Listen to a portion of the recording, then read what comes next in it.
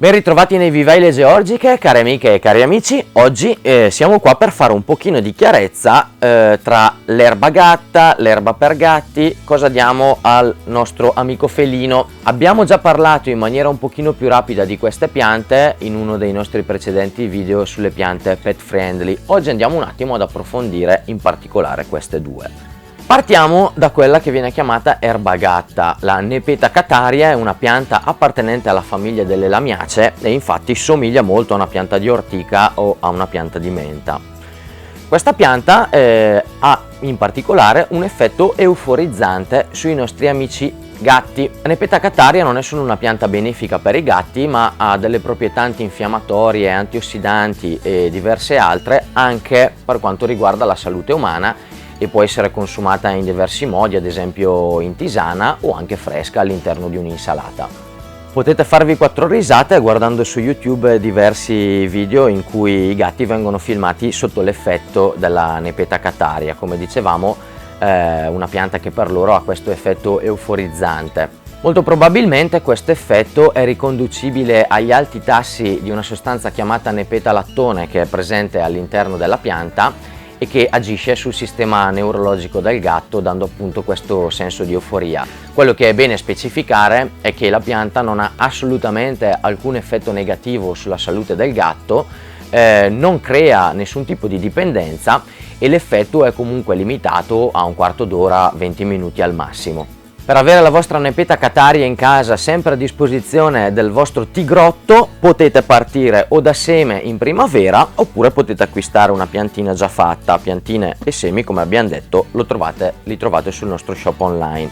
È una pianta molto facile da coltivare perché, come potete immaginare, somigliando un pochino all'ortica, alla menta, ha queste caratteristiche di grande rusticità, quindi andiamo ad innaffiare solo quando il terreno è asciutto. La teniamo un attimino spuntata e se vogliamo farla cestire bene cerchiamo, quando la vediamo andare a fiore, di solito tra maggio e agosto, di spuntarla un attimino in modo da farla cestire ed evitare che vada in fioritura. Potete posizionarla in pieno sole, anche a mezz'ombra. Se volete preservare un attimino di più la vegetazione, trattandosi di una pianta perenne, potete portarla dentro casa, soprattutto nelle zone d'Italia in cui il clima è un pochino più freddo, durante la stagione invernale, in modo da proteggerla un attimino, lasciandola sempre in una posizione ben esposta alla luce del sole.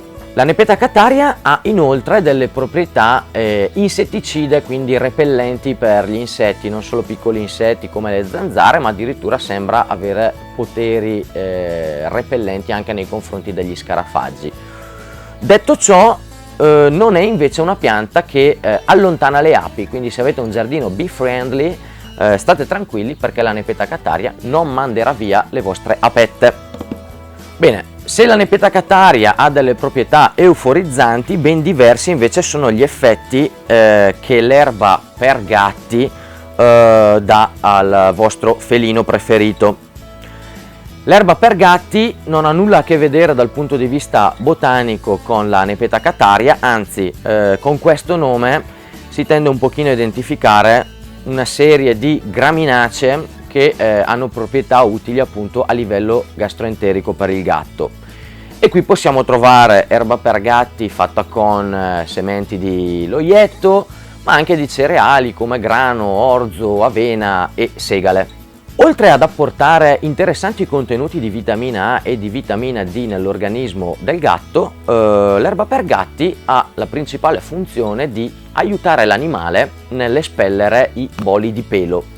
Diciamo che questa funzione innata nei felini è dovuta a un motivo storico, ovvero quando il gatto era allo stato selvatico, si nutriva di prede trovate qua e là, e l'ingestione di questa erba favoriva il rigetto e l'espulsione delle parti non commestibili delle prede che venivano divorate. Ovviamente ai giorni nostri il gatto di norma ha una vita molto più casalinga, ma l'erba per gatti non perde la sua funzione, come dicevamo, di aiutare l'animale nell'espulsione dei boli di pelo, soprattutto durante i periodi della muta. Non vorrei minimizzare il fabbisogno di questa pianta, ma coltivarla è veramente banale, basta tenerla in una posizione sufficientemente illuminata, possiamo tenerla sia all'esterno che in casa davanti a una finestra e dar da bere quando troviamo il terreno asciutto.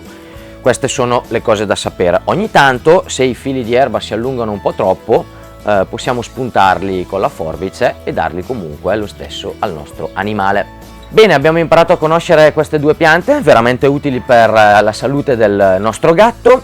Vi lascio tutti i link per l'acquisto qui sotto, date comunque un'occhiata al nostro sito venditapiantaonline.it dove abbiamo migliaia di altre piante.